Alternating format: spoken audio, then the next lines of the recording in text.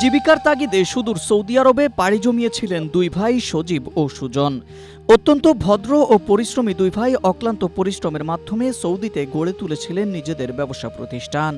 বুধবার নিজেদের ব্যবসা প্রতিষ্ঠানের জন্য মালামাল কিনতে রিয়াদ থেকে বাতায় যাওয়ার সময় এক মর্মান্তিক সড়ক দুর্ঘটনায় প্রাণ হারান দুই সহোদর।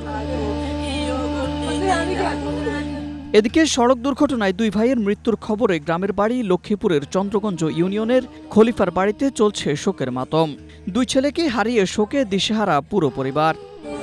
আমার তিন ছেলে এক মেয়ে, দুই ছেলে গাড়ি অ্যাক্সিডেন্ট হয়েছে, সৌদি আরবে মারা গেছে। আর আমার এক ছেলে এক মেয়ে আছে।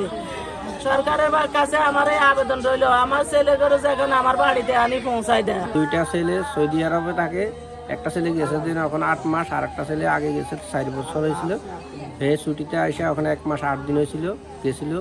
এখন এখান থেকে আইসা এই ছুটিতে যাইয়া রিয়াদ বাতা মার্কেটে যাইতে সময় অ্যাক্সিডেন্ট করে মারা গেছে। তাদের বাবা আব্দুল মালেক জানান, সজীব ও সুজন জেদ্দায় ব্যবসা করত।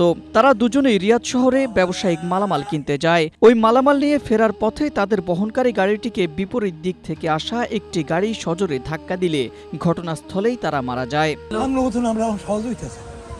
আর বাবা করে বাড়ি জানি বাবার কোনো আলি দেখান সরকারি ভাবে যদি হারেন আপনারা, আমার ছেলে দুই ছেলে আমার যদি আনি আঙ্গুরে দেখাচ্ছেন আনেন সরকারি ভাবে আঙ্গুরে এখানে আনেন দেখান আর বাবা করে আপনার কাছে এইটার আবেদন বা।